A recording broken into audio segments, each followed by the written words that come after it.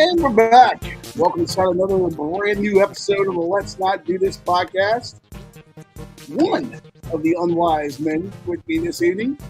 You got the big O, Leon Oliver, the man sitting to my left, quite off to my far left. One Scotty Too Hottie. How are you, sir? Not too bad, not too bad. Up and down weekend gambling, but had some of the worst beats I've ever had in my life. Y'all got to witness probably maybe the worst I've ever had with St. Peter's flagrant foul, 2 techs, Tennessee fouling for some reason, missing the under by 1 point. It did make me happy to see the pain and the anguish in your face, and also to watch the dollars go down in your bank account. It did make me very happy. I'm not gonna lie to you. I made them back the next day, but then I lost them Saturday because I had a UFC fighter that decided to bite a guy and get DQ'd. And he was an underdog, and he was winning. And how apropos you're wearing a Orioles Q-zip right now. So you go from a UFC fighter biting a guy to a baseball team that employed a guy that spit in the guy's face. So, you got a lot of good things going on there. He played for a lot of teams. Relax. There we go. But having a better time than Diddy, either way. Diddy's been doing some diddling wherever he is. He may be on the run. Chris is on the run right now from, one would assume, baby mamas, authorities, venereal disease. Who knows? He's not here right now. We'll figure it out. Maybe he finally got a job. Think about that. Maybe someone hired him. Yeah. Maybe he's on the corner of like Lee and Moore Street and like Scott's Edition. He's just like jingling, trying to get some cash out on the rain. And of course, he keeps saying he has a job, but maybe he actually got one this time. Yeah, he's like Tommy on Martin. Like no one actually knows what he's doing. And of course, Ryan is not with us this evening as his journey across the globe continues. Did receive a postcard from Ryan a few days ago. He is in Estonia, the former Soviet Republic of Estonia, a very technologically advanced country, which he's struggling with because, as we know, Ryan, he is unable to turn on a computer most of the time. And so the technology they have there is throwing him for a loop. But, he does send his regards from the former Soviet Republic of Estonia. Does he know how good the Wolfpack are doing? Does he know they're still playing? He's got the Rabbit Ears TV over there, circa 1983. He's in like the low rent part of Estonia. If Estonia had a ghetto, that's where he would be at. And look at this dumb ass right here, one Chris Green sending a message. In the email, Chris. It's in the email that you don't read with the show prep, you stupid son of a bitch. Jesus Christ, Chris Green. All right, well, we got a... God damn it, that pissed me off. Is he the dumbest person in America? Top 7, I think. Shohei Ohtani just passed him. Shohei Ohtani, Chris Green, Ben Mintz, maybe Jersey Jerry. There's a couple other Barstool people on there.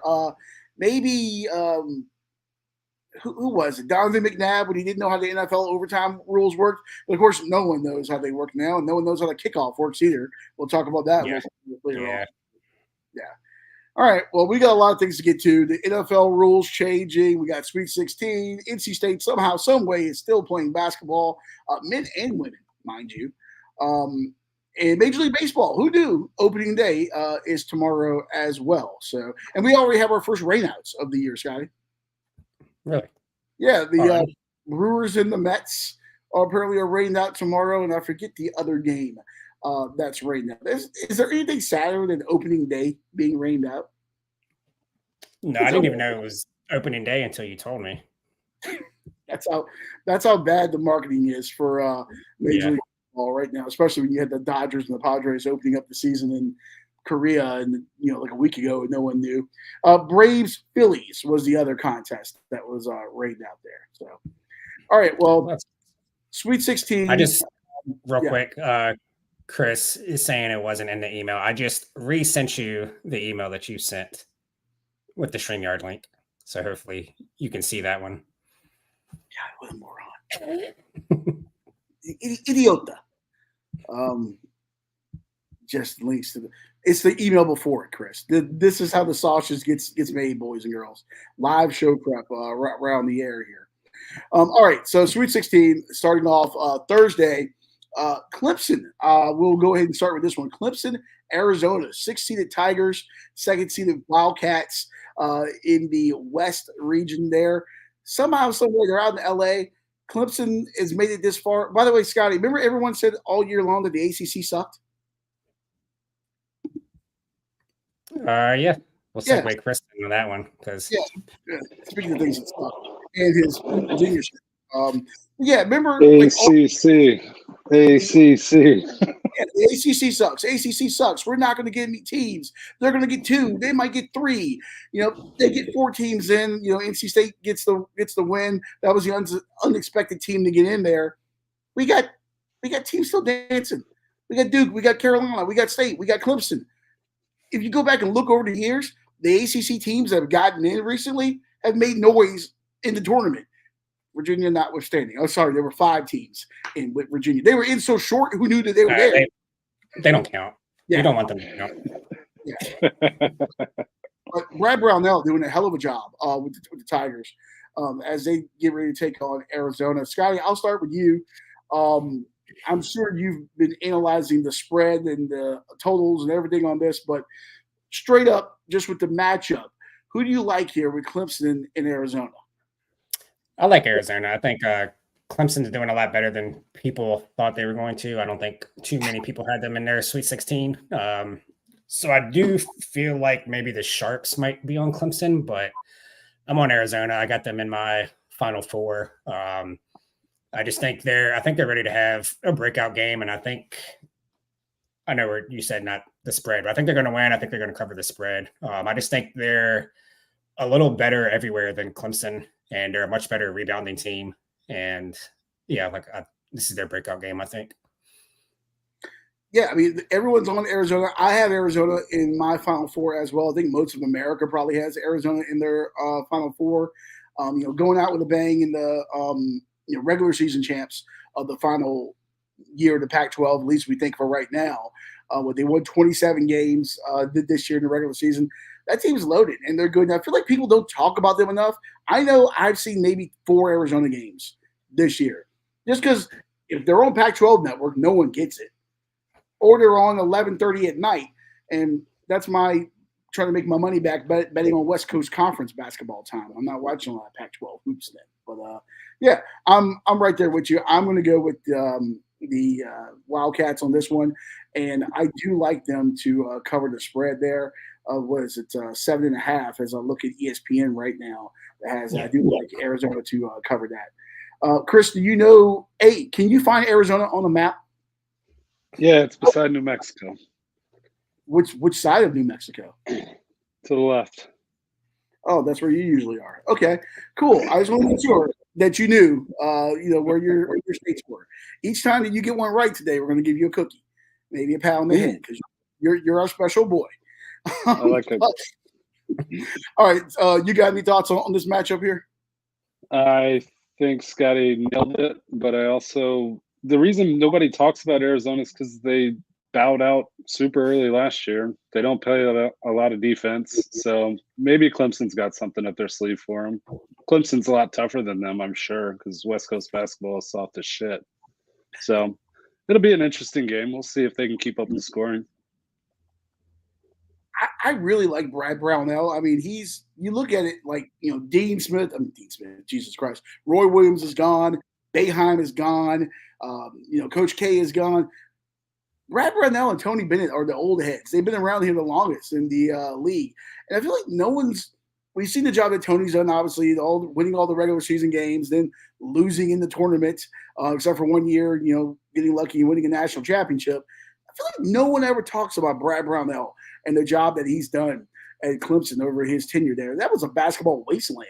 And he's consistently built the winner, especially over the last few years. And I really like PJ Hall, that 6'10 center that they got there from Spartanburg. I feel like, as you said, Chris, Arizona may play a little soft, and I think he can bang in there and get some buckets. And Joe Girard, who was great at Syracuse. He's come down to Clemson playing that graduate year, and he's been a big spark for them as well. I like that team. I even like Jack Clark, who was traded for Ben Middlebrooks in the first ever ACC trade. Both teams are getting. I think it was an equal trade. I think it worked out. Because of the last 2 weeks, yeah. But before that, Middlebrooks was dog shit. He was a coat rack for a little bit, but we'll get to NC State a little bit later on. But I mean, NC State was a coat rack in general for most of the season, and they've figured things out. So, all right, so I guess we are all on Arizona in this matchup here. Yeah. All righty. Coming up, the other Sweet 16 game right after that, as I circle back around through my calendar here, we got San Diego State and UConn. Of course, the Aztecs making it to the Final Four last year. Of course, the 1 seed, the Huskies. I'll start with this one. I don't have a ton of analysis on this. UConn's different. UConn is a machine. They're my national champion. I think they're most of America's national champion. I don't know if they're going to cover the 10.5. I feel like maybe San Diego State gets some free throws, maybe a couple of garbage time threes to cut that a little bit, but I think UConn wins this game comfortably. Dan Hurley's just got a machine there in stores. All right, I'll get it. Yeah, I think it's going to be a close game, maybe closer than people think. I do think UConn will probably pull away at the end. Didn't San Diego State make the title game last year? Isn't this a repeat of the title game? Yeah. Yeah, so in San Diego State, they're always just that team that everybody just forgets about, and they're always playing in the second week of the tournament, it seems like, every year. I think they're going to have revenge on their mind for the title game last year. I do think it will be close for probably 3/4 of the game, and like you were saying about UConn, they're just too good right now. I think they'll pull away at the end. Yeah, I think it'll be a low-scoring game. Like I said, close game. Maybe UConn wins by up 5 or 6. But yeah, looking forward to it. Chris? It should be fun. San Diego State's going to have revenge on the mind. I think UConn's too talented, so I think talent's going to end up winning out at the end. I think Scotty's got it right about 3/4 of the way. It should be pretty neck and neck, and then I think UConn just hits a different gear. They're just that fucking good. Do we all have UConn coming away with the title? I didn't. I had them losing in the next round, but well, you know, yeah. Chris. I mean, if I had to put money on one team with all odds being the same, it probably would be UConn. But I don't know, it's really hard to repeat. Yeah. I didn't have them in my bracket. I didn't have them in the Final Four either. So yeah. Right now, I mean, they're looking, I mean, better than last year. So. And if Purdue gets past Gonzaga, I mean, Purdue, UConn could be a fun national championship matchup if they both make it that far. Purdue would probably be my second team if I had to put money on someone to win a national championship, but we'll get to that at that point. But UConn's different, man. And there was an article in The Athletic today. I forget the writer that wrote it, but they were talking about UConn and conference realignment, and, you know, just the ACC needs to go ahead and make that phone call. Because with the expansion that the ACC has done, they've really diluted the basketball product. And, of course, all this expansion has been driven by football. But UConn's had some history. They were a decent FCS program of 1AA back in the day. We saw that, you know, the Dan Orlovsky team and the run that they made under Randy Edsel and stuff. It wouldn't hurt to add them as a football school. All around, the athletic department's not terrible. But if you really want to prop up ACC basketball, and especially if you may lose, you know, maybe Carolina in 10 years, or you might lose Duke or something, UConn wouldn't be a bad place to go shopping there. Just a little off topic, but just my thoughts on that. I wouldn't cry to see the Huskies in the ACC, especially now that you burned the goddamn doors down anyway. You got Stanford, Cal, and SMU coming in. Yeah. Hey, real quick, I see some people watching on Facebook. If you do have YouTube or Rumble, if you don't mind checking us out over there, Maybe one day we can make some money off of this thing. Probably not, but you never know. Especially the Rumble, Rumble. And you can buy your Trump shoes over there as well. Make sure to watch the ads. The video. Let's not do this. Hey, if you like them, you can wear the shoes. If you don't like them, you can burn the shoes. Or you can just sell them to whoever does like them for double price. Yeah, we don't choose the ads on Rumble. No, we do not. If Chris did, they would be all Nancy Pelosi in lingerie. Okay, what are we doing? That's not good for anyone. All right. I don't like old ladies in lingerie. No, you like old men. But yes, let's check us out over there. Good call on that, Scotty. Moving on, the game I feel like no one realizes is a Sweet 16 game and no one's talking about. Illinois and Iowa State, which, by the way, doesn't this have like a 10-7 football game written all over it? Illinois, Iowa State? No, I don't think so, actually. I thought Iowa State scored. No, Illinois. This is like one of the best offenses versus one of the best defenses. Illinois got the offense. Illinois is really good offensively. No, and Shannon, that kid's a bucket, man. Like, that's a really well coached team. I mean, they're tough.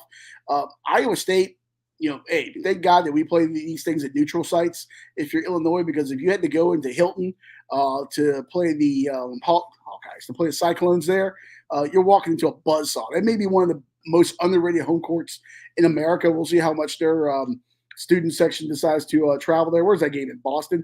By the way, can you imagine a bunch of people from Iowa in Boston? It's got to be confusing. Where you park the truck? So I was listening to I think it was a sports gambling podcast earlier, and they were saying that a lot of the tickets are being sold to Iowa residents. So I think they are going to travel pretty well, have a good crowd.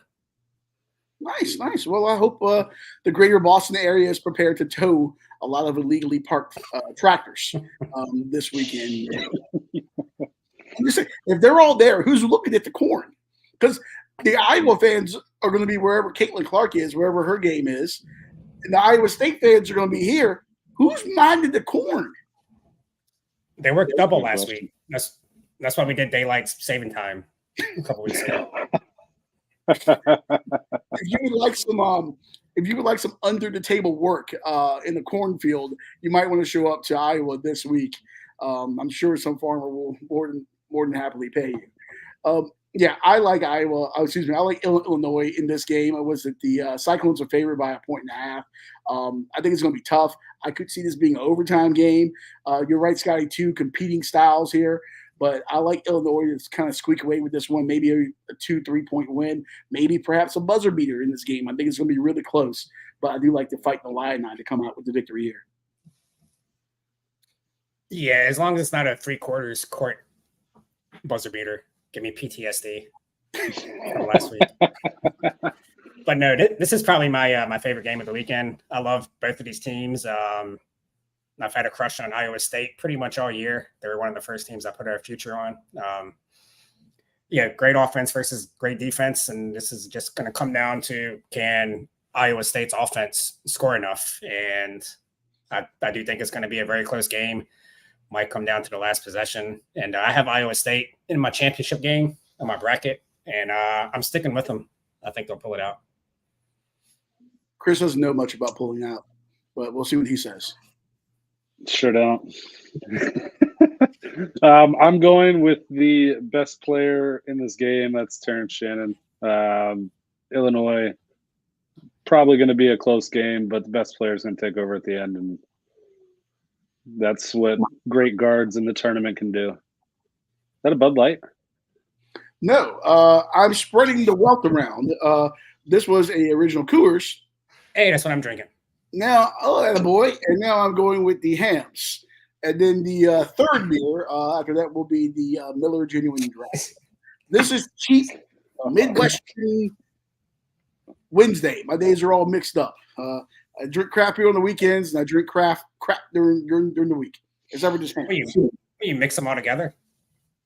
That would, you know what? I might do that. You know how people put them in a big glass. Yeah, you know how people take whiskey and they mix it and make an infinity barrel of all the different whiskeys put together? We should do like an infinity barrel of beer. Do you know what is good? Have you ever tried mixing a cider with an IPA? Yes, Scotty. Pretty good. Have you? Is that a common thing? Yes. Well, steak bites. Is that what it is? I'm sorry. Disgusting. You ever been to an Irish bar, sir? No, I haven't. Well, maybe. Well, I'll take you. Is that tools? Is that? Yeah, is that you have Irish? Shamrocks. That's not an Irish bar. That's a It's bar. an Irish pub. That's a pub that threw some green paint on the wall that doesn't have a urinal that works and that gives your ass cheap Bud Lights.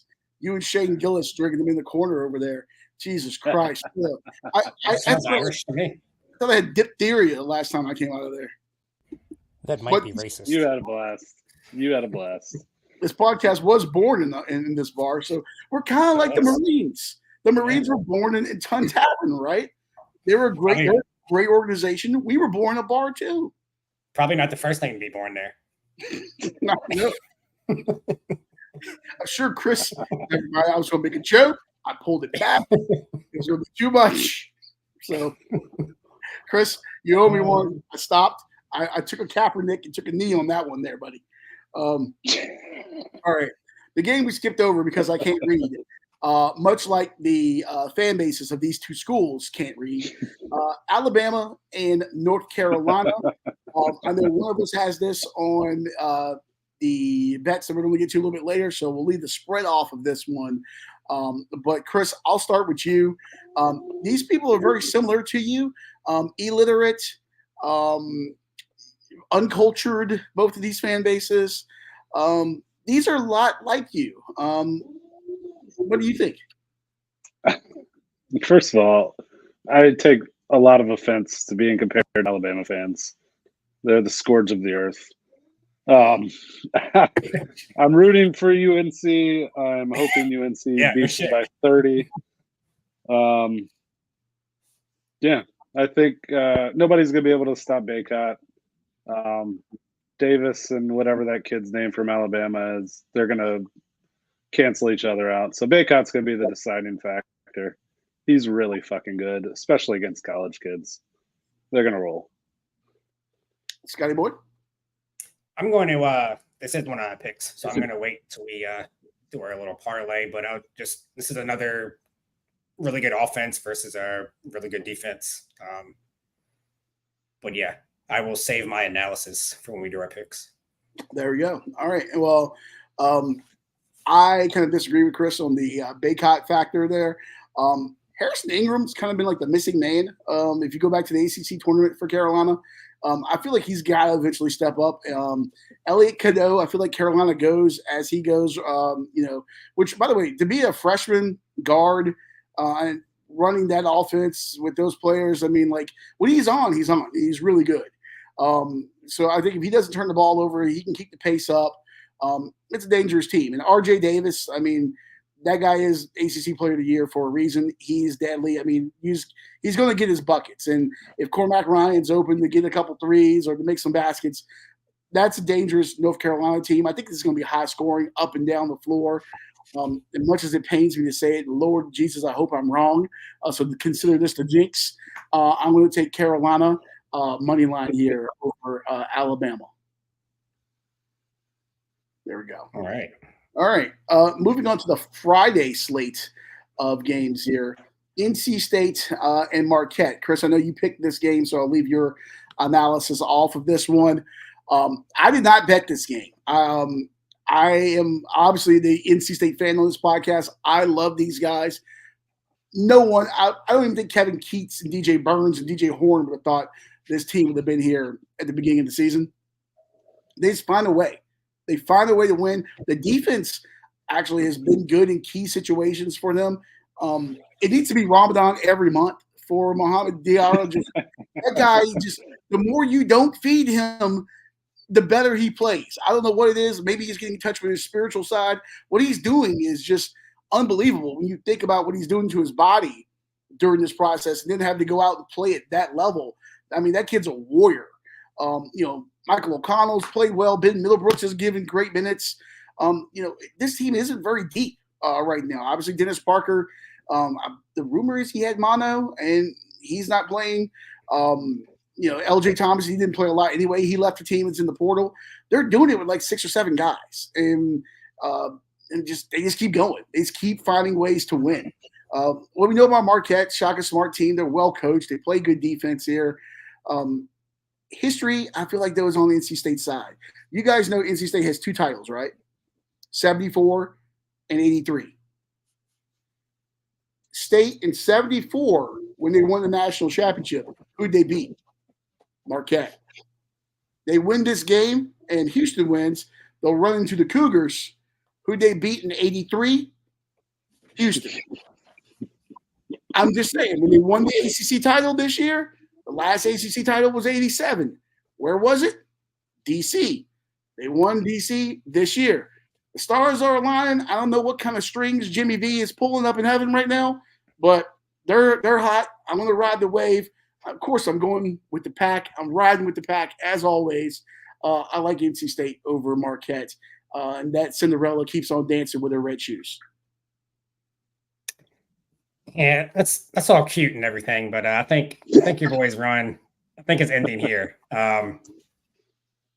And if for nothing else, since you were throwing random shade at Virginia Tech today in the group chat, Virginia Tech has basketball. So I don't feel bad about picking against your boys here. I was on the fence about Marquette going into the tournament just because I didn't know how Kolek was going to be, but he hasn't missed a beat. He looks like a mini college Luka, just super slow, but he can get to wherever he wants, and then he just kind of very whitely throws the ball up against the backboard and goes in. It's like, how are you doing this? Oh yeah, I think they're rolling. Cam Jones is really good. Racist. That might be racist. That might be racist.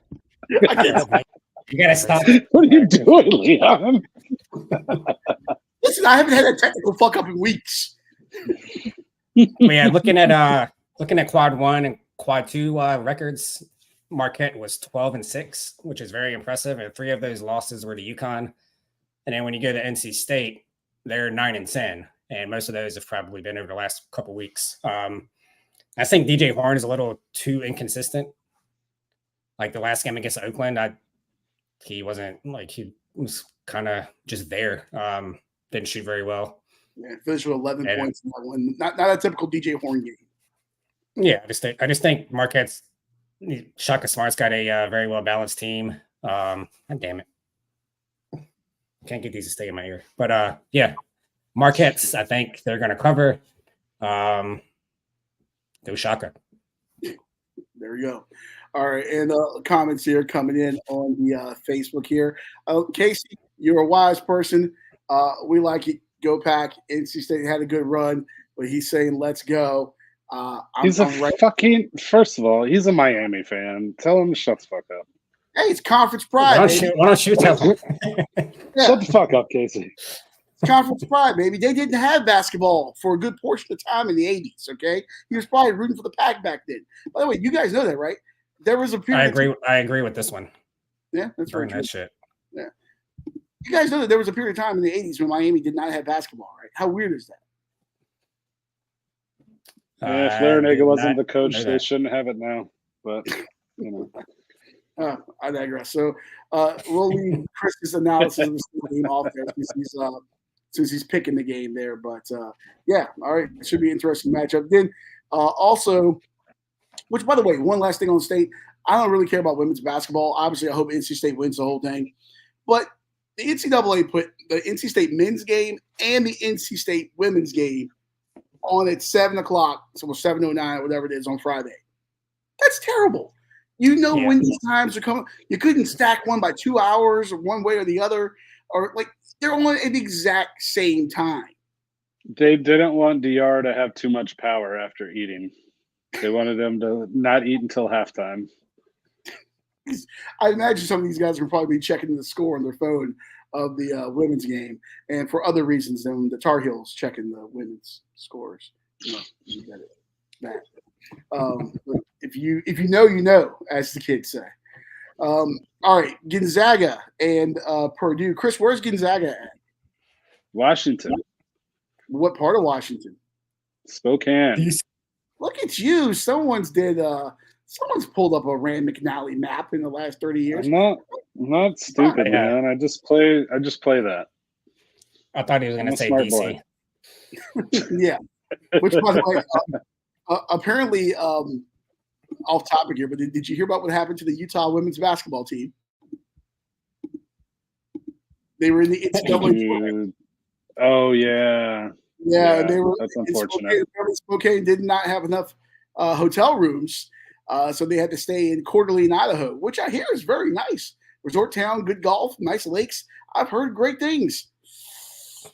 Not so much. There was some real racism, not the card that we play on here, directed at those girls. So a very unfortunate incident. That might be racist. Yeah, it was actually the things that were said to them. So sorry to hear about that. I did hear about that. Yeah. I saw the headline. I'm a headline reader. If you're Spokane, Washington, you just got to put, hey, it was our regional. It happened in Idaho. Just put that on your tourism sign. It happened in Idaho. Please come spend money. Yeah. Fucking potatoes. All right. Well, Gonzaga, Purdue. Scotty, I'll start with you on this one. What do you think here? Yeah, Gonzaga's been playing great, but they also played McNeese State.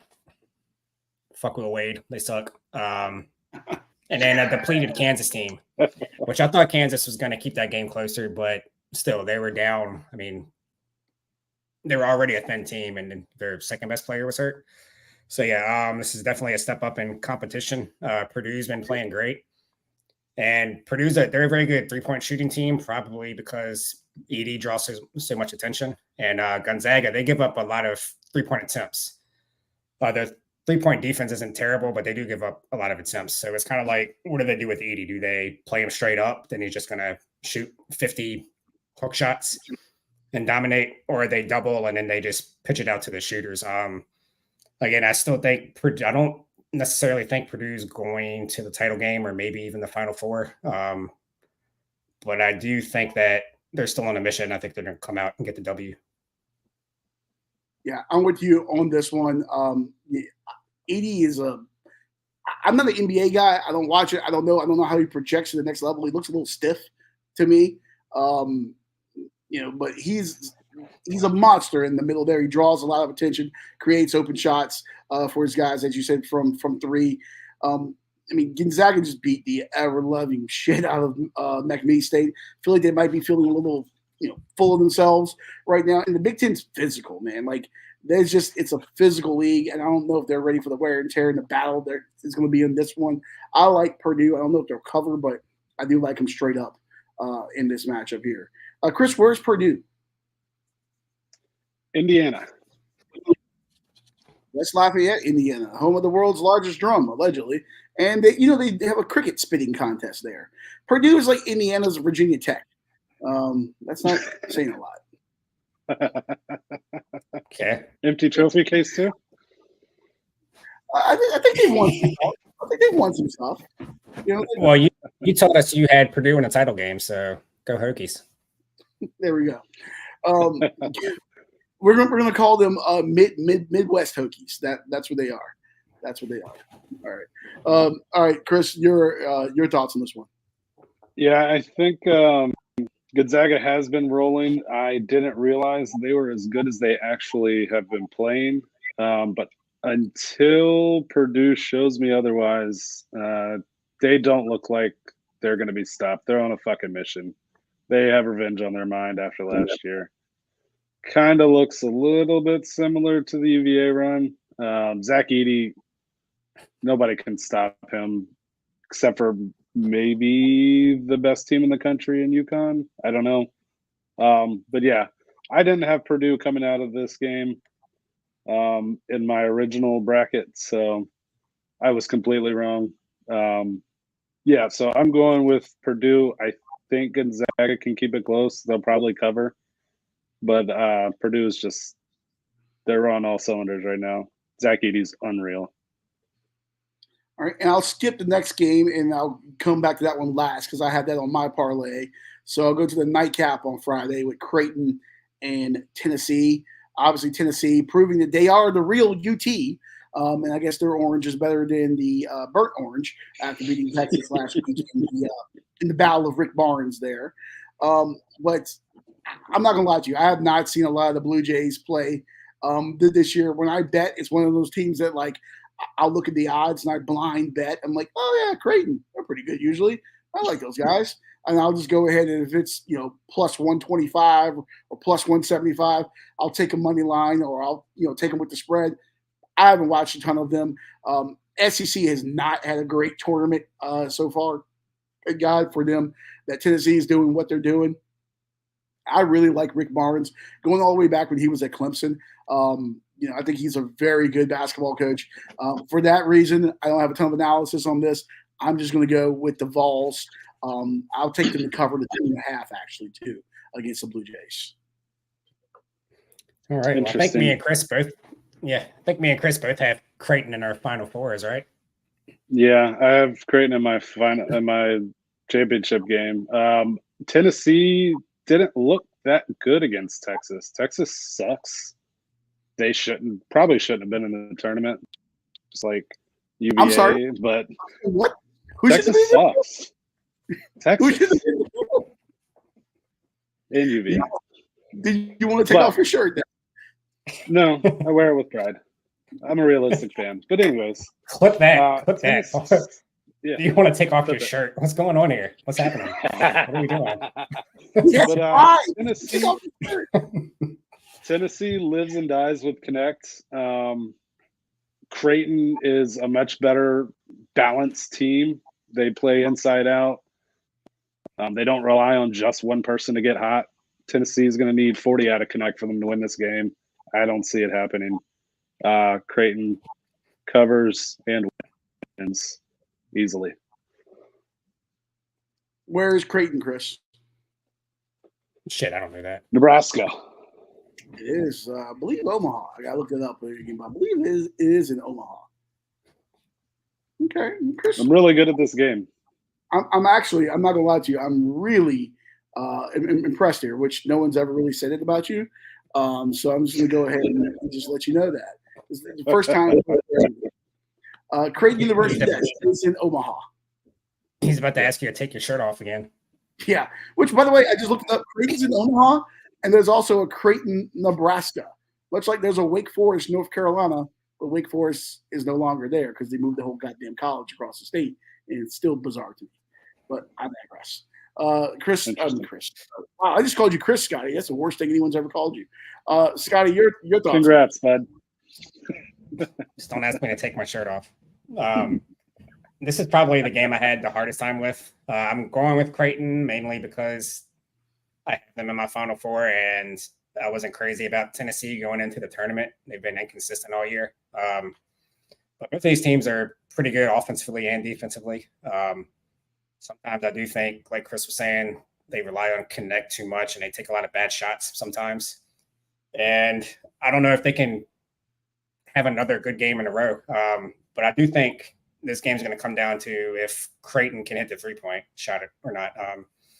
Just like I was saying with one of the other games, Tennessee, they're okay. They're pretty good defending the three, but they give up a lot of 3-point attempts. Like they don't run people off the line.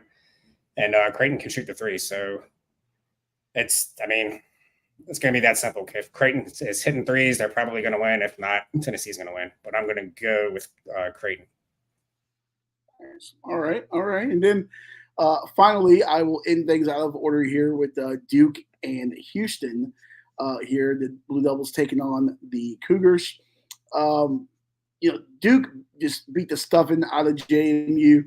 JMU was just not prepared from the get-go. I think their best player had 2 fouls. Yeah, I think their best player had 2 fouls in like the first 3 minutes of that game or something like that.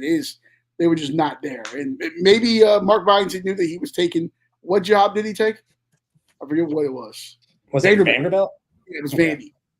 Maybe he knew he was one foot walking down Broadway in Nashville. I don't know. JMU just looked unprepared. The moment was way too big for him. Take from that what you will, but I feel like Duke over the last week or so. I feel like they've really kind of found themselves and started to come into their own a little bit.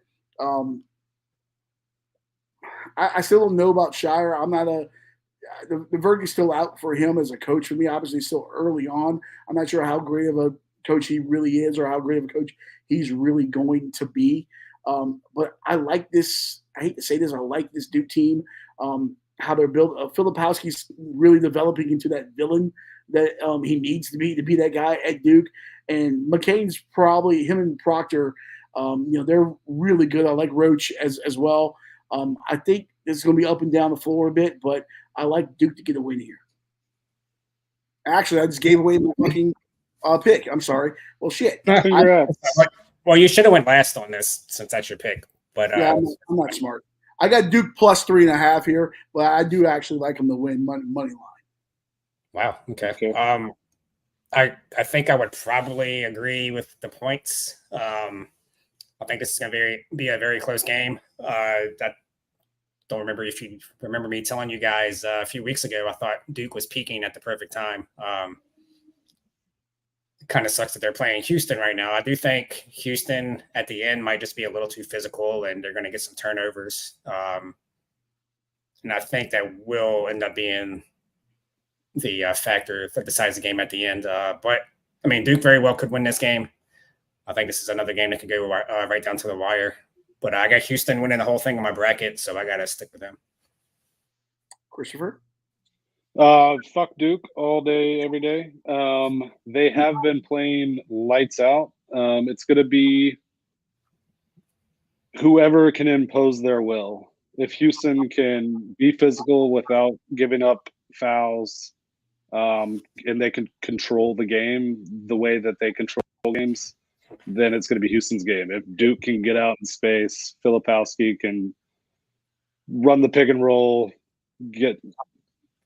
step out for a three every once in a while, dominate the inside like he has been doing, then Duke's going to roll. So it's going to be a rock fight with them trying to impose their wills on each other. I'm going to go with Houston. I'm not confident in this pick at all because Duke has been rolling. So it's going to be interesting to see who can impose their will on who. All right, so but I'll go Houston. Let's go with Houston there. And then for our parlay here this week, the Let's Not Do This parlay, I already gave away my pick.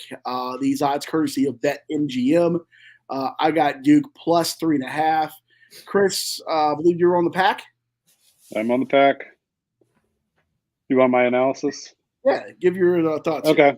Yep. So my thoughts, Ramadan Diarra is a god.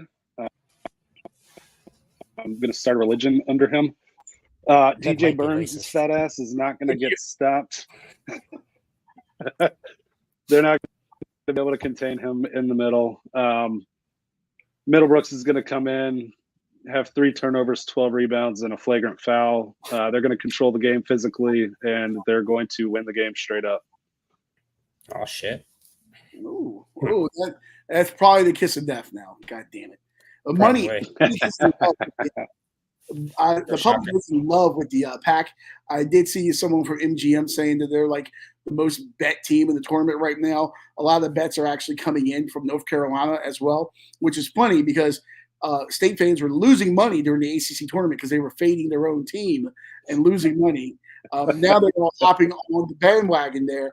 I do just want to point out, since sports betting has gone legal in the state of North Carolina on March 11th, NC State is undefeated. Yeah. Just want to put that out there. Maybe the key to Kevin Keats' success was being able to bet on the pack. Is there a connection to Shohei Ohtani anywhere in there? Yeah, do they have interpreters? Yeah. NC State. Well, DR he speaks French. He speaks French, so you know. This is getting mighty close to that personal fouls book that was written about the end of Jimmy V's tenure there. All right. Speaking of tenures and things that I want to come to an end, if somebody wants to write a book and bring down the evil empire, Scotty, you're on North Carolina minus 4.5 here. Yeah, I am. I don't know if you guys watched that Alabama Grand Canyon game. It was bad. it was an ugly game. I was not impressed with either team. I was Yeah. not impressed with Alabama. They've been up and down all year. They play no defense, so UNC is going to be able to score, and Baycott's going to probably have like 30 rebounds this game. And anybody can score in Alabama, but I don't think Alabama's going to be able to score like they are used to against UNC. Their defense is too good. Give me UNC. I think they're going to win by double digits. There you go. Toss it all together right now on BetMGM. The odds are there courtesy of them. We're looking at plus 628. It's a nice little parlay right there. I actually do really like that parlay. I started to go off the wall, as you normally expect me to do. I was looking at some lacrosse this weekend. I was looking at some college baseball. I was looking at some Aussie rules football. And as my television right now is on Penn and Maryland women's lacrosse on BTN, I wish I could have bet that because I have not been impressed with Maryland women lacrosse. And they're currently down 10-7 to the Quaker ladies there. So I wish I could have bet that. I don't think there's a market for women's lacrosse anywhere. I don't think you can bet it. So that's sexist. I want to be able to bet on women's lacrosse. I want to be able to I didn't know there was women's lacrosse. I thought that was field hockey. That might be sexist. Yeah, that's one of the few Olympic sports that Virginia Tech actually has, Scotty. Shut the fuck up. Yeah. All right. Well, that's our parlay for that one there. The triangle going strong. What's that? So you did the triangle going strong. Yeah, that's our triangle parlay right there. I feel like if this all hits, we need to call up the state capitol in North Carolina and speak to Governor Cooper. And I feel like he owes us a little bit of money there. So it's going to go. Oh yeah, damn! I didn't even realize that. Yeah, that's yeah. Cool. Yeah, maybe this is the. I talked to you guys so much about the Ovis and Giglio podcast. Hat tip to those guys. Maybe all of my triangle sports has rubbed off on all you guys. I don't know, but yeah. Either that or this is going to go down. Oh no, they're all three going to go down in That's more likely. Clemson's going What's the last game on this? Or Duke? Yeah, Duke is the last one. Clemson's going to end up carrying the banner for the league, and then they're just going to take the title, walk right on out of the league. Like I think South Carolina's last year in the ACC. I think they won the ACC title in basketball before they left. That's what Clemson's going to do. They're going to make a run. They're just going to leave the ACC, shotgun wedding with the Big 12 or something. I don't know what's going to happen there. But I put UFL. I was going to say, I thought you were doing a UFL pick. Yeah, I almost put UFL on here, Scotty, because my mighty Houston Roughnecks are prepared for the new UFL season. Who are we playing this week? I couldn't tell you, but I was going to take the Roughnecks. Who's on the rosters? I don't know, but I'm proud of the Roughnecks. I'm proud of the oil rig there that's on the helmet. Chris, are you a DC Defenders fan? No, I'm Arlington Renegades champion, defending XFL champion, the Arlington Renegades. Ah, okay, the Arlington Renegades there.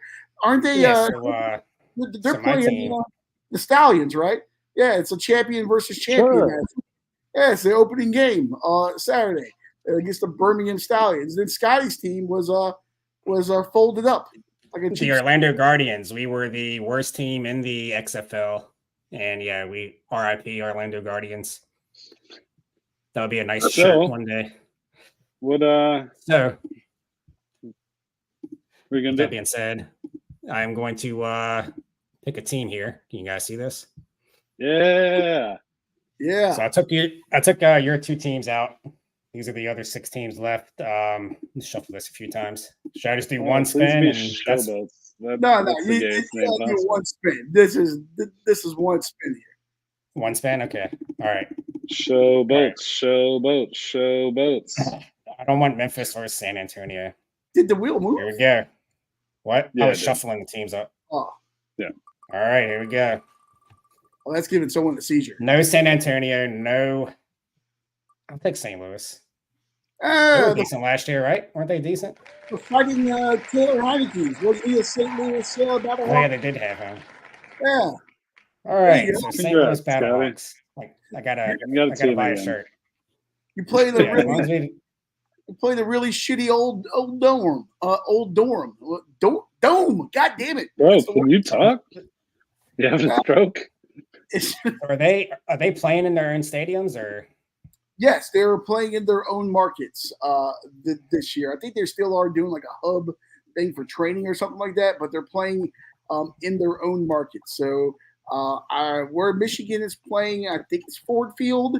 The Battlehawks are at the TWA Dome, what it was back in the day. I forget what it's called now. Memphis.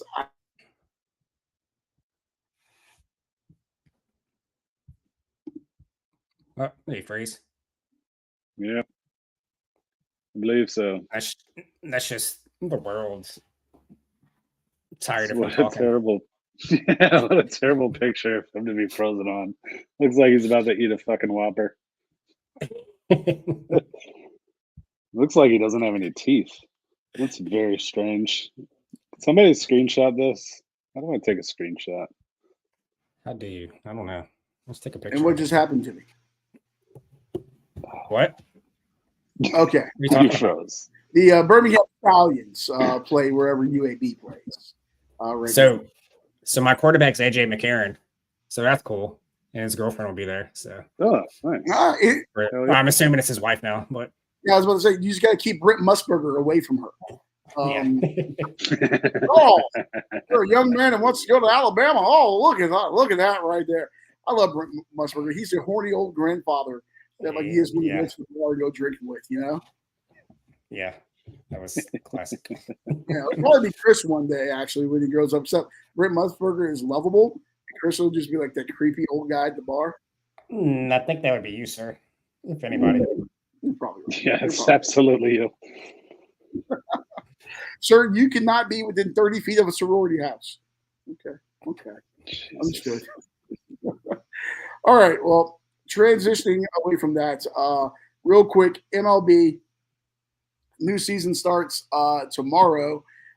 Real quick, I just want you don't have to give me your predictions for the division winners and all that stuff. World Series champion, Chris, go. Atlanta Braves. Does Chris Sale's arm make it through the entire year? Does his arm make Probably it through the May? I don't think him or Charlie Morton's arms are going to make it that long, but we'll find another. It'll be fun. All right. Bravos. Scotty, are you going with your team as well with the Baltimore Orioles? Yeah, we got to. We got our first ace in 35 years. Finally. We're like tied for third for best odds to win the whole thing. Second in the AL. Go O's.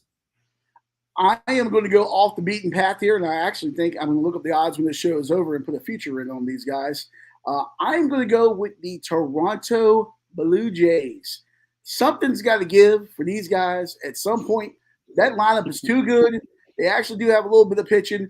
The window's closing. They got to win something at some point before they have to break this group up. I'm going with the Jays to win a World Series here. Stranger things have happened. Somebody wheel out Joe Carter. That was my logic last year when I picked them to play against the Braves in the World Series. So, if you guys hate America, just say that. Yeah, I have a Justin Trudeau as my homeboy poster. Yeah. Guys, I'm sure you play do. well on Rumble. No, they checked out as soon as Leon told you to take your shirt off. Yeah, pretty much. And wave it around your head, spin it like a helicopter. Yes. That was our North Carolina. That's one of the 5 rap songs he knows. Hey, I told you about apropos for the parlay. It's the PD Pablo parlay. Oh my God, the PD Pablo parlay. You know what? I'm going to post that pic. I like that tomorrow, and I'm going to post our PD Pablo parlay. Let's go. Perfect. Yeah, it's a lot better than your KKK parlay, Chris. I still haven't forgot about that. That will play well on Rumble. Like, what was that? What was it? Kentucky? We should have thought of an acronym this year. Damn it! For the first round. What was it? Kentucky, Kansas State. What else was it? One with Kennesaw State was one of them. Yeah. Kennesaw State and Kent State, maybe? I don't know if Maybe. It was Kentucky, Kansas State. I don't know. I can't remember. But yeah, your KKK parlay there. It was the K-State parlay. Thank you. Christ. All right, real quick before we go into the other stuff, NFL making all kinds of changes. They banned the hip drop tackle, which for those of you that aren't like football technical savvy, pretty much you can't like drop your hips and like drag a guy, like ride the guy down. Not the way Chris usually rides a guy, but goes back to that. What was it, Logan Wilson, when he injured the Ravens tight end last year? His name's escaping Mark me. Andrews. Mark Andrews. Kind of goes back to that if you go and pull that clip up. A lot of back and forth online about that. I know Kyle Long has been in the trenches with this one. He actually is applauding it. Lots of other NFL players like Will Compton, I know, was against it. I think Chris Long was against it. A lot of other guys. I just don't know what you're supposed to do at this point. Offense likes it. Defense hates it. And it is what it is. Just wrap up and form tackle. Quit being pussies. You hit a guy high. You can't hit low. They call you a dirty player. You can't hit the quarterback low in the pocket. What are you supposed to do? Like, you're asking these guys to essentially do matrix-like moves in split seconds before a car crash, which essentially is every play, to try to bring someone down without injuring them. And I'm sorry, injuries are going to happen. It's just football's a violent game. Correct. That's why it will not exist in 20 years. The way we're going, I think it's all going to be 7-on-7 at some point. 7-on-7 flag football. You can see like the passing camps and stuff. The way it's going. Something. Yeah, it's a dangerous game. Yeah, I'm all for safety, and I've pretty much agreed with every rule they've put in for safety, but I don't really understand this one. Like, you're never going to get rid of every injury.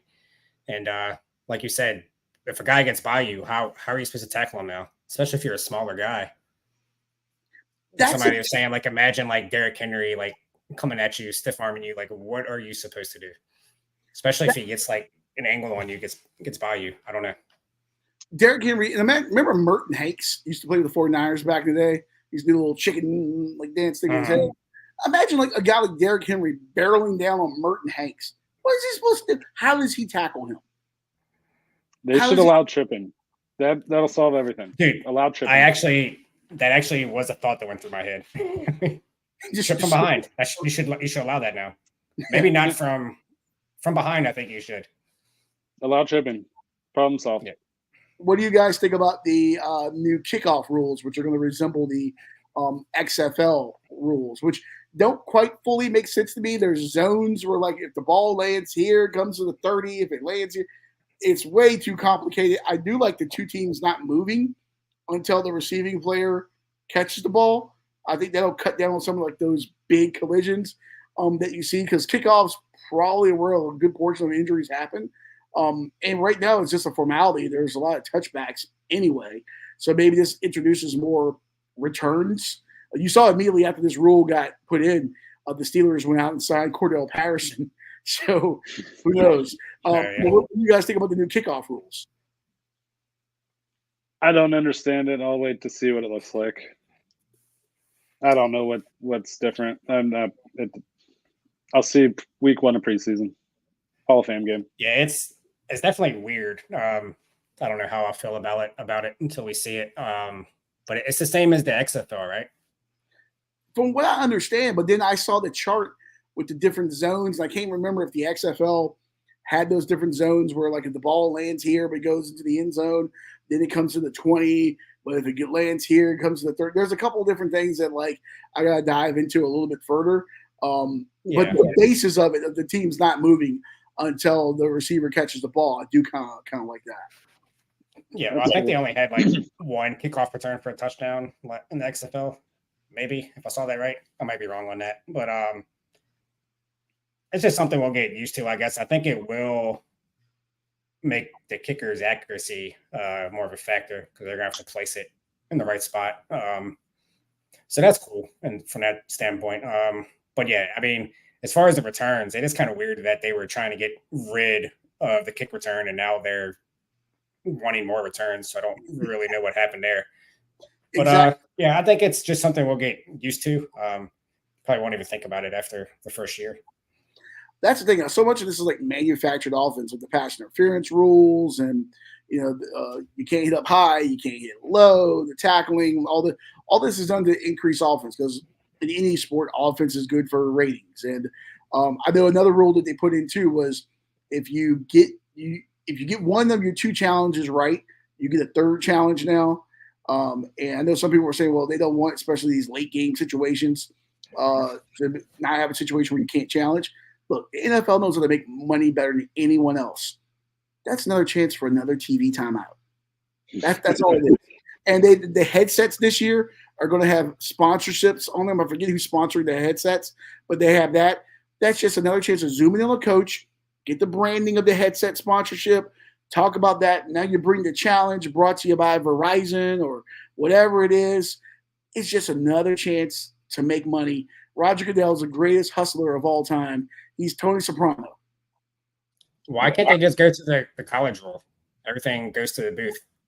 And if they see something, they'll stop the game. Yeah, I don't understand. If college can do it, the NFL can surely do it. Well, remember, college changed the rules a couple years ago to try to speed the game up with the running clock and stuff. The clock doesn't stop for a first down. Now, college this year, they're putting in a 2-minute warning in college this year. So it's like we're going to make the game shorter, but now we're going to make the game longer. It's all about what they can do to sponsor things and create artificial offense and keep it up. I'm sure the gambling companies are happy with it though, and I'm sure the public lots of overs with some of these new NFL rules. Yeah, more live betting opportunities. Yeah, and they passed where you can challenge like roughing the passer and some other stuff. Did I see that? No, I did not see that. So they did. I knew it was proposed. I think they accepted it. I'm not 100% on that, but I know they proposed it. I do like that because those penalties are they miss them too often and they're too impactful. Yeah. Casey over here continuing to spit knowledge this evening. All these challenges, all these changes are not fun. Might as well give them flags on their belts. Casey, I think you are correct there. I think that's the future. Flag football is going into the Olympics. Was it 2028? I think it is. I would say the next 30 years, the NFL as we know is going to look something completely different. It's probably going to be a co-ed flag football game because it ain't what we think it is. Chris will watch it. Yeah, absolutely. Yeah. All right. Well, Olympic being as widespread, there's not going to be any offensive and defensive linemen anymore, so everybody's going to be skinny. If I can still bet on it, I'm going to watch it. All right, I'm going to give you a call at 3 a.m. and we're going to talk about some Indian Premier League cricket that we can bet on here. One thing that will make you skinny here as we transition a couple things away from sports. You talked about Ozempic, Chris. A lot of people have been losing weight on this. I'm sure people will lose weight on this product here. When's the last time you guys had a big bite from 7-Eleven? Years. It's been probably 5 years. 10 years. Yeah. Okay. Well, there's an ad there, and I'm sorry for that. We're going to move that ad out of the way. I don't know if you guys can see this, but Chew Boom and a few other food sites had this story up here. I don't know. I'm skeptical about this. 7-Eleven unveils new Big Bite hot dog sparkling water. There's no fucking way that's real. Why? There's no fucking way that's real. And if it is, I will try to legit. Wait, when is it dropping? Because we're close to April Fool's Day here. Great question. Your skepticism here. So it's a partnership with Miracle Seltzer. It's a collaboration, and 7-Eleven has curated a selection of sparkling waters featuring intriguing flavors such as lemon lime, green apple, sweet orange, and the unconventional hot dog inspired by their signature snack, the Big Bite hot dog. This thing is supposed to be dropping. Where is it? With the details regarding the availability of the Big Bite hot dog sparkling water will be disclosed on April 1st. So I don't know. It feels like an April Fool's joke. I saw it since coming out on the 30th. I don't know. This is brilliant marketing, though, by 7-Eleven. I mean, you definitely got people talking about it. If this somehow is a real product, would you try? So gross. Yes, I will. Yeah, Chris. on the air. Yes. Anything for content. Now, whoa, clip that. Now look, even if this is fake, even if 7-Eleven doesn't do it, this is going to get made by someone. And I point to like the Veil in Richmond, Virginia here. They had a beer a few years ago come out called Fried Chicken, where they actually put chicken strips into the beer, into the brewing process. Someone's going to put hot dog water or something into a brewery. Some small brewery is going to make a seltzer, and they're going to call it, hot dog water, New York hot dog cart, something like that. If this isn't real, someone's going to do it. I think the beer would be better than sparkling water. Absolutely. Yeah, I think because beer and hot dogs go together. That's very true. It's very American. Maybe that right-wing beer company. Remember when the whole Bud Light controversy came out? That was like that right-wing beer company, and they were charging like $28 for like a 4-pack, and people still haven't gotten them. And I listened to a beer review show that said it was like just awful, god awful beer. Maybe they'll do it. I was not on Rumble at that time, so I have no idea about it. Hey, we all right, let's stop shitting on Rumble. They're the only platform that we're making any money on. So. Yes. We literally do not want to bite the hand that feeds there. All right, so and we also don't want to bite the hand that's making hot dog water. Because that's, I'm sure you've heard people like say, "Oh, like hot dog water is like the worst thing." Like, go. If we got a sponsorship from whoever would make that, would we all drink it, or would it still just be me? Okay. If you give me a sponsorship, I don't know if there's a limit to what I wouldn't drink. Well, I know. Yeah. Whoa.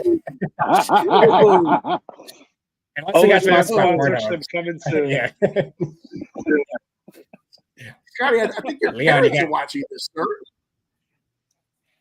I think you're having some lighting issues, sir. Yeah, the lighting is the internet's. Did you get an Ethernet cord yet? Yes, I did buy an Ethernet cord, and then I discovered that the Ethernet cord does not plug into the MacBook.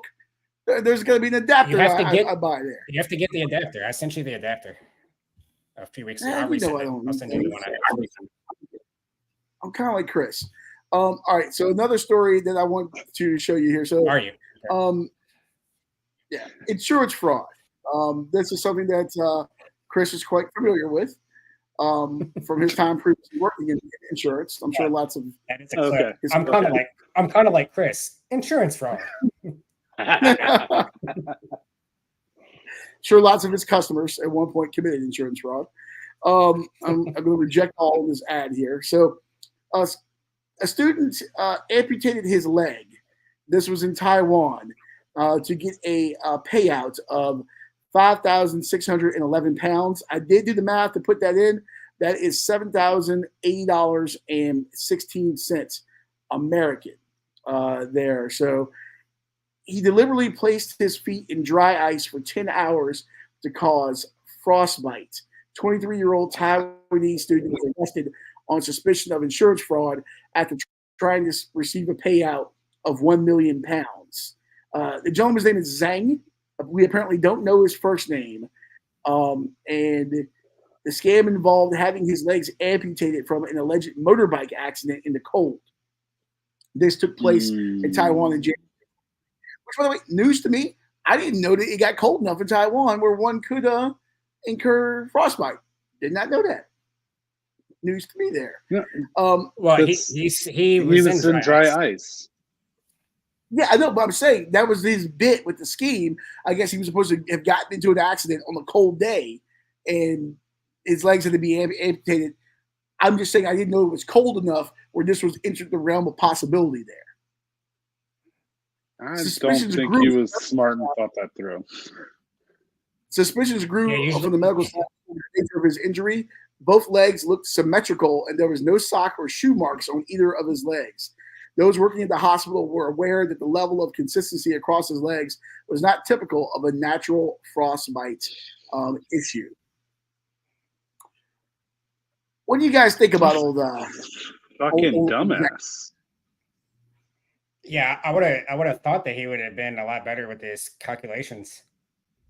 That might be racist. Go, you can go ahead and cue up that sounder there, Scotty. Already played it. That might be racist. If we didn't leave our cards in our former studio that we were evicted from, I would definitely have had That to was a pull a red card. Red card. Yeah, red card. Can't do Without a yellow doubt. because you know. 2 yellows. Yeah. And then another incident here. That might be racist. Speaking of legs, maybe the leg that disappeared as he tried to. By the way, what do you think happened to his leg? Did he just throw it away? Like, You don't get to keep your legs after they get amputated, dude. Why not? if he did it himself, like, did he just put it No, in like he the bin didn't. out? He didn't do it. He sat in dry ice so that they would be amputated. He didn't actually amputate them. He got them done at the hospital. Okay, I was. Do you reading not it. have? Is reading comprehension really hard for you? Listen, where I went to school, there's more cows than people. There's not a lot of stuff going on there. This next story here, maybe this guy took the leg. I don't know if you guys saw this, but a man was arrested after allegedly taking and eating a leg of a pedestrian hit by a train in Wasco, California there. What? The Wasco Amtrak station on Friday, there was a person who removed evidence from the scene, 27-year-old Rosando Telez. Around 8 a.m., the deputies responded to the railroad police of a report of a pedestrian who was struck by a train at that Amtrak station.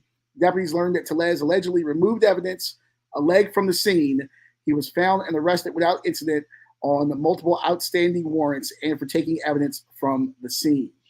There is a video, and it's not going to play well with this, and I'm not going to stream it on this, but if you want to watch it on your own accord, go ahead and knock yourself out. But homeboy is literally walking down the street there, and he is munching on this leg like it's a two-piece from KFC. What the fuck? Is he on bath salts? It's got to be bath salts. What's that drug? What's it, crocodile or whatever it's called? What? Yeah. I think he was probably wrong with just people? he was probably just homeless. It's in California. Maybe he Right? was just high and he got the munchies. Took his It's- opportunity. It's just a hungry homeless guy. He was like, he's not going Yeah. to need his leg anymore. Why can't I get a meal out of He it? was his blunt was laced with something and he thought it was jerky. Maybe he was. Maybe that person. Other than cannibalism, other than cannibalism, I don't see the issue here. Well, it's raw. He could have at least cooked it. If you're going to go Jeffrey Dahmer, you at least cook the damn thing. Like, I don't think Dahmer was eating human sushi. I don't know. I didn't watch the movie. Like, yeah. So Thank you, Casey. stay out of. He was Wasco. he was hungry. Survival of the fittest. I Well, totally agree. Casey's else a is that hungry, leg gonna- hungry hippo, so Jesus. By the way, the gentleman. What other purpose is that leg going to serve at this point? The guy that What are you going to give it? Are you going to wrap it up and give it to the family? The guy that got hit with the train didn't. Jesus. He did pass away. But yeah, could you imagine showing up at the door? I'm sorry, but your son is no longer with us. Here's his leg. here's a basket of all his shit. Yeah. They're going to put it up like the Christmas story leg. They're going to make it a lamp. A lamp. Christmas. Maybe that's what he was doing. Maybe he was trying to eat it to like trim it so it fit under the lampshade. It's like when you cook a brisket, you got to trim off a few areas. Maybe that's what he was doing. Maybe. Yeah. All right. He did not take his Ozempic that day. No. God. Would you rather eat the human leg or drink the hot dog water? Beer. Hot dog both, for sure. Yeah. Okay. What if it was Scotty? What if it was Chris's leg? Would you eat Chris's leg? Is his leg cooked? I feel like Chris's leg is where like COVID-2 electric boogaloo would like come from. Like the next pandemic, it's just actually his leg is just black inside. Is just straight nicotine. Like, Yeah, I thought there was something else. Wait a minute. no, Yeah, I thought I was have to push the button. no. Well, I'm trying to get those Rumble views up. Speaking of which, as we get out of here, make sure to like, subscribe, tell a friend, all that good stuff. Comment. Comment. Engage with us. We appreciate the engagement. Make sure to hop on and subscribe to Rumble and YouTube, especially Rumble. We need the money. Look at Chris. He needs plastic And surgery. YouTube. Yes, and YouTube. But Rumble's paying us right now. And look at Chris's face. He needs plastic surgery desperately. I do. Please. Yes. 30 cents a day. Yes. All right, Scotty, hit the music. Look at the fuck out. Top it up. Yeah. I gotta go get dinner now, so my wife has this. Fuck you, Casey.